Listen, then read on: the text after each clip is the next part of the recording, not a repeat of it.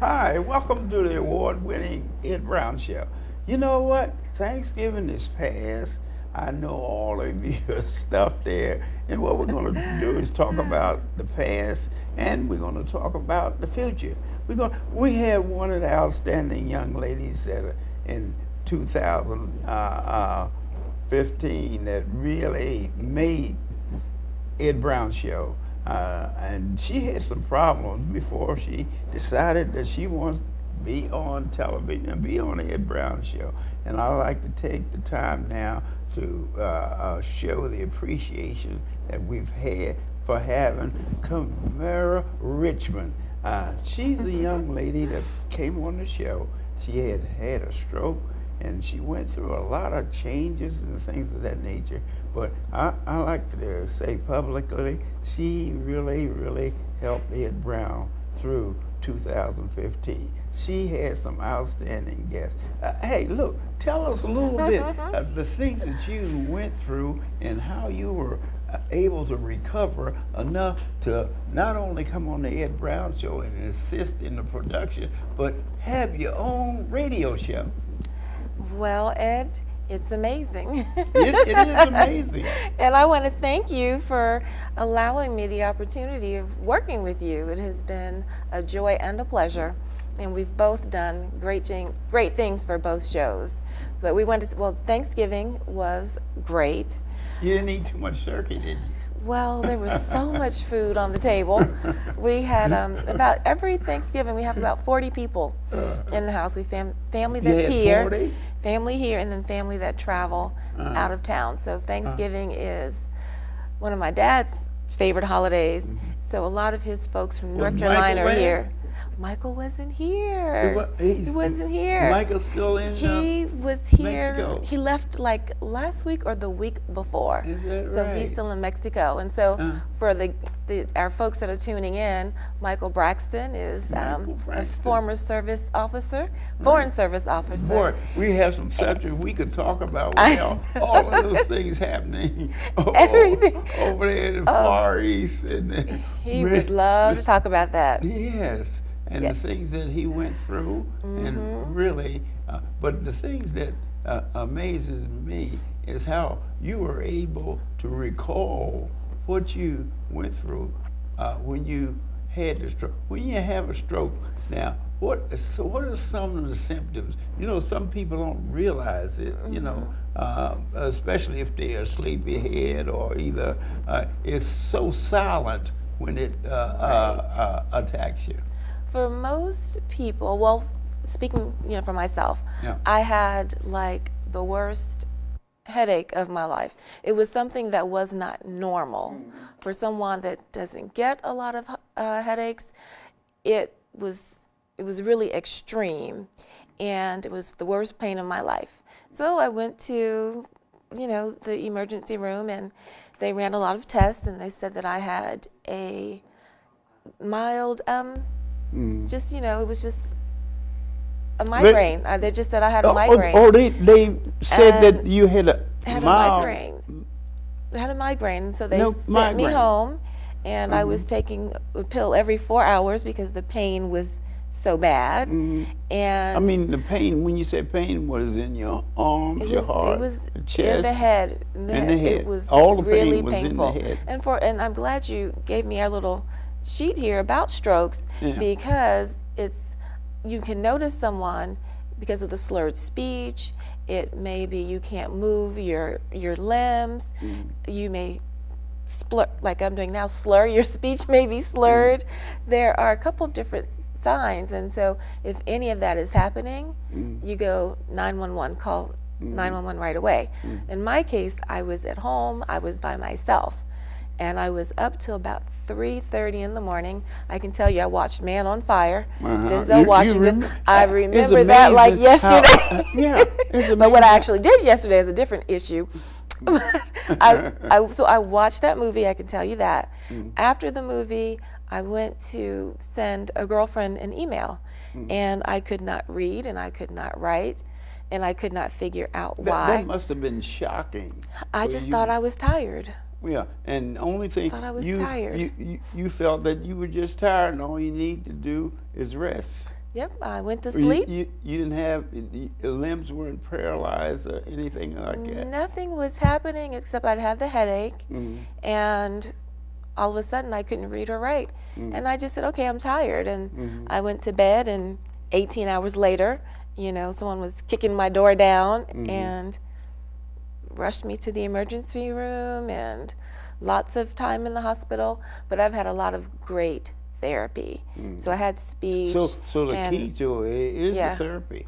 Speech, and I had occupational and physical. I had about 5 different therapies. Is that right? And so because I had great doctors who knew my medical history, and I went to great hospital because I was in Fairfax, I was in Virginia, and it made a difference. Of course, I had my mom, my caregiver, she's been there, and my Johnny on the spot. and my dad and the rest of my family and friends. People have really worked with me and have just shown me love 100% of the way. Yeah. And most people don't have that. Well, I shouldn't say most people. A lot of people don't have the support that they need, and they can't get the therapy that they need, which cost. Well, that's one subject we talked about off camera, cost. Right. So many times now they're investigating some of the pharmaceutical companies and doctors now where the outrageous charges that are being made even now, where individual they get maybe $10 worth of medicine, and now it costs them maybe $1,000. Right. And the government is trying to investigate the pharmaceutical industry. Out there so many times, I know some of you on medication is that you remember too when medication was not out of sight. Now it's apparently is out of sight, and like you said, President Obama was a helping cause as Thank far God as you're for concerned. Obamacare, because I can speak for myself. I mean, in the beginning, I had so much medication, and like one medication may cost me like $400. $400. And maybe I needed to have 20 at the time. So each year my medication kind of goes down, but the cost is enormous. And if it wasn't for Obamacare, I would still be spending a lot of money on medication. And it's crazy. The amount, it may cost $5 and then they charge you $500 or $400 for me with one medication. And that's for the same quantity. The $5 and $500 is the same quality. That would make me. I start feeling good. I paid $5, and then all of a sudden it's $500. I'd go into another coma. With that. And really, the government should do something about it. Absolutely. Because that's something that's very crucial and necessary. And the average person, it's just unheard of, that they were able to. And the fact that the individual has a problem and then they end up having a financial problem. It creates a financial problem. It does, because if you're on a fixed income, yeah, you have to decide, and I know that the public knows this. Am I going to spend money on my medication, or am I going to pay my house note? Am I going to get my medication, or am I going to buy groceries?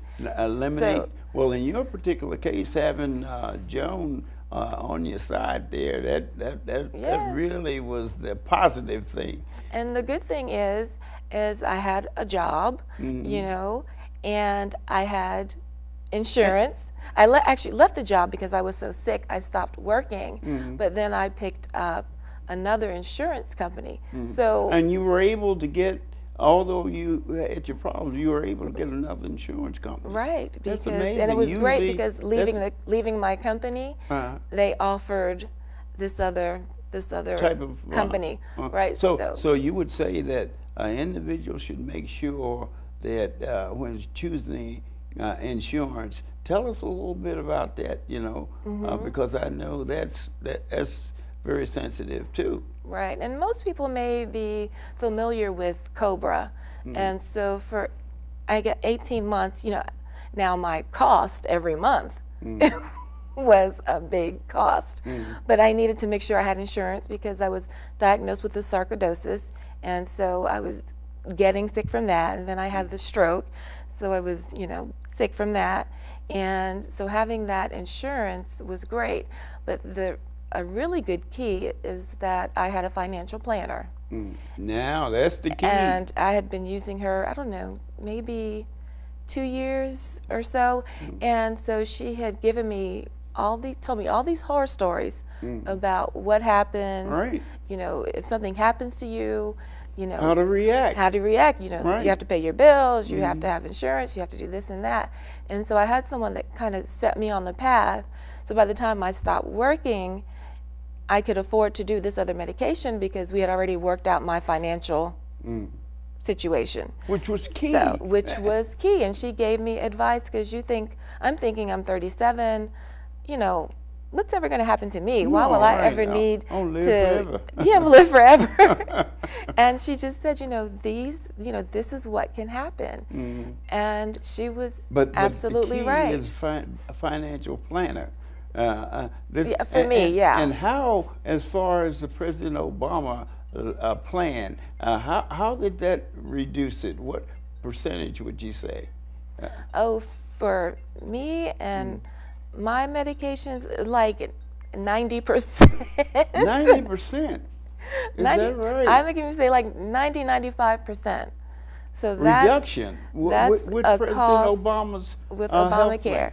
So that's a lot of savings that I have every month. That's amazing. It's amazing. Amazing that they're out there. They're being investigated now, but they are out there here 90% savings on anything. I don't care what it is. Right. If 90% savings on anything, it's amazing. Tremendous. No wonder the government is trying to get these pharmaceutical companies in line because they're fleecing the people. Right. Because it's nothing. It'd be something different if their product improved or something like that, or they had research. But it's the exact same thing. It's the same thing, and sometimes, it doesn't get any better. Sometimes you have these different reactions, and so you have to try another medication, which is money.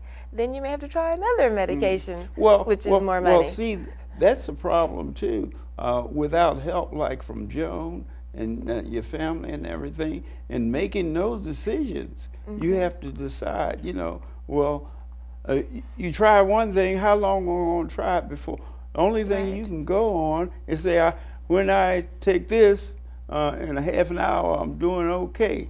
And when I take that, is that nothing happens. Right. So what I'm going to do, I'm going to change my medication. Right. Now, what about the doctors? How do they get involved in that, making changes of medication? I'm blessed to have the doctors I've had.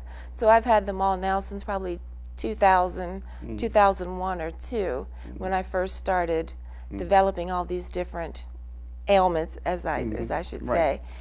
And each year or each visit, whether it was every 3 months or 6 months or now once a year, I always ask my doctor if I can come off of a medication. And sometimes I can come off of something. Most of the time I can reduce it, so they just, I'd have a ton of tests. They make that decision after examination, right? Right. And so, they know me, they know my history, and I have lots of blood work, and whether it's a CAT scan or heart scan, they make the best determinations on what to do. What about going through something that, what about preventive measures? Is there such thing? Well, for a stroke, I don't know. The only thing I can say for most folks is eat right, exercise, reduce your stress. So the key is your diet and exercise. That's what I would think. Those are the diet things and that exercise were positive for and no stress. which, you know, Hey, that's tough. that's a tough one. That's the tough one. That's a tough you one. can have stress, behind the wheel, or stress with Anywhere. going to the Right. store and somebody say something to you, anything Yeah, to you bring just on stress. straight on stress. And the thing is, in my family, there hasn't been we haven't had a lot of stroke victims. Oh, And so I also think part of my problem, I was working a lot, I was traveling a lot, I was tired. well, the and jobs that you people, had. yeah, people were driving me mention crazy. Some of the top flight jobs that you had. Tell us about that. People How were you were able driving me to crazy. yeah. Yeah. How were you able to make the adjustment as far as the job's concerned? Well, the thing that's interesting, which I can kind of relate it to your show, is my major is in radio, television, and film. And once I graduated, I was sending out resumes, but that's a field where you kind of have to know someone, You or got to you know have to, someone to get in the door. right, or you have to go to a smaller market. And at that time, I didn't want to, leave home, and so I worked different jobs. Like I was still doing Which one did you enjoy most? the most. Well, let's see. Well, my last job, I was a buyer, and And that's when you met a lot of people. yeah, and I was, well, I should start back, and I think we talked about this before. I was like 16, and I went to like a modeling school. Yeah, And tell us so about the modeling school. Probably in my early 20s, I went back to start teaching modeling. And so I did that, and I was doing that part-time, but I was also working, being in what I'm doing for you, being an intern at WPFW 89.3. And so I spent time doing their public awareness calendar every month. And I have an uncle that still teases me about it. So I go, WPFW. Public awareness. Public awareness calendar. So whatever was going on in our area, I did. And then I did like sounds very interesting because It there's was. something always going on. in D.C., Maryland, and Virginia. Right, that's what I'm saying. There's something always going on. Yes. May not be the things you are interested in, but something is going on. You're right. But having that as a therapy, a position like that, was it challenging enough for you? Oh, my job was extremely challenging because it all comes down to $1. You have to produce, and if you're not producing, Well, that's the world out there. You have to produce. Is that that's why with athlete, the same thing with him. If he can't produce, can't score the touchdown, make the baskets, well, sooner or later That's the it. guy's missing. And quite Right. often too, you find different anchors on television disappear. I think in terms, Right. where I know I've gotten accustomed to some, and then I look up and they're gone. You know what I mean? But they are able to make that adjustment because that's part of the field. It's the Right. fact that someone else comes in, and then you have you majored in television, but you knew that was the way that it operates. That you may be, And then 20 some years later, yeah, 20 some years later, and I'm back. yeah, because there was quite a few in this area that were in that. I think Jim Vance was one that's been here forever. And then there was a lady, J.C. Hayward. I'm naming some, that I guess they just figured that, it's time to go, Yeah, So- it's tough, and the reason that, of course, being on your show, I'm able to get back to doing that because I just went right from college and I started working on my master's, but then I was ready to start moving. So then with my company, I went to Michigan and then Atlanta and then back to Virginia. And so then I was like, okay, I can move now. I'm ready to kind of go out on my own. But it is, it's been a blessing working with you, and a lot of the guests that I've had on my radio show haven't talked about that. Yeah. The Stroke Diva Fabulous Show. Yeah. On tell us about on Talk it. Show. Why did you feel that you had to continue to work in your field? You could have easily said, "Hey, look, I'm tired of this. I want to find something easy," because there's a lot of pressure, and in the media, it's a lot of pressure all the time because they want to want you to produce. You can't produce it and see you tomorrow. Yeah, and everything is about, that almighty dollar. Yeah, right, because it depends on what kind of sponsor they get too. Right. What type show, that's going to draw the people. Right. And so my show, actually, now I've had this guest on your show, Ananda League, and she is heavy into social media. And she said, okay, she calls me KT. It's okay, we need to get something cracking here. You need to go back down to your roots, or get within your roots. And so she developed the Stroke Diva Fabulous Show for me. And so it's online media, and all of my guests, they may be people that I know or people that I've just meet a lot of people online. So I spend a lot of time looking for folks to be on the show. Online, that really is very positive for you because, I mean, you don't have to go through a person making personal appearance. Right. Hey, did it get stuck in traffic or what? Right. We're by phone, so you can always dial in. Anywhere. You can always dial in. Yeah, now, what about this term of social media? Tell us a little bit. How do you feel that has taken grasp like it has? Oh, I mean, we wouldn't exist now if it wasn't for social media. Whether you're on if it's Facebook or Twitter, or people have their own companies, people have their own radio shows. It opened the door, right? It opened the door. So if you're not kind of plugged in to the social networks and the social sites, you have got to catch up. Well, what do you think that music, sports, or what type of show really opened the door to social media? That I cannot say.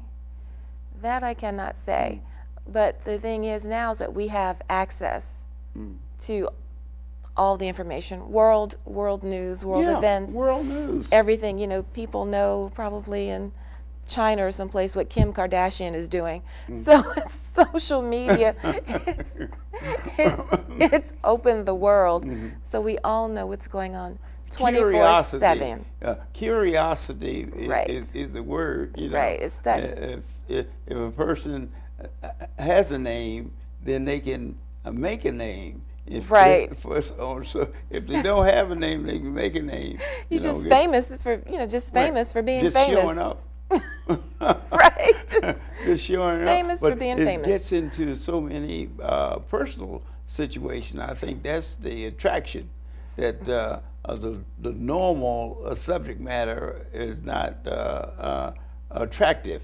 No, and once it started with all this reality TV, I mean, reality TV has taken it to a whole nother level where we are plugged in to someone's life 24/7. What's the definition of reality TV?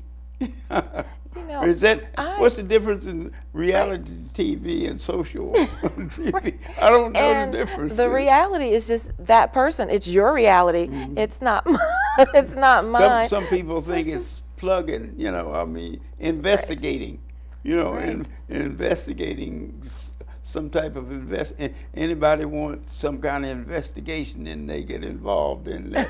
And that attracts a lot of. That's where the soap operas were so famous, because they got into a lot of the social aspects of it.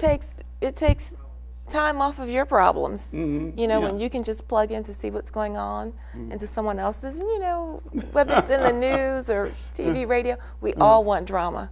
We don't all want drama.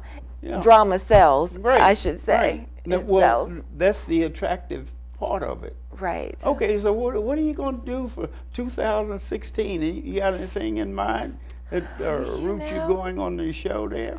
I am going to, I meet a lot of great people, whether it's in social media or, just people that I know. I don't know, people that introduce me to people, people that I've had on this show that I just met and have had them on your show. And a lot of people contact me now about being on the show.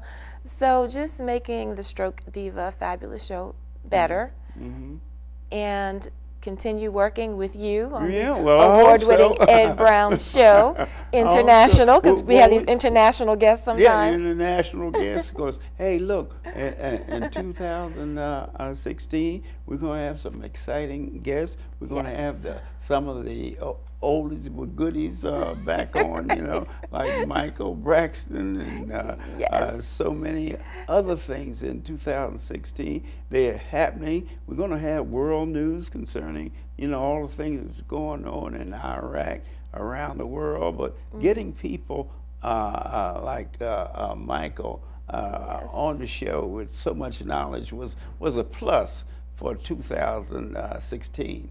I think that he had fun, and so did I, and I hope he did. had fun with the information that we had for you. Well, you know what? Santa Claus is coming to town. So, hey, December 9th, we're going to have a Santa Claus. Well, a lot of people don't like Santa Claus, because it means money, But Holiday. holiday things like that. But we're going to have some exciting shows for 2016. We have quite a few people lined up, and with Ms. Holland's help here, Ed Brown going to continue to give you that international flavor. That's the idea. We had last week we had Joe Lewis's daughter on, and then we had the president of Bowie State, where the Bowie State has really moved. They're having a program for scholarships, and one of the things that we want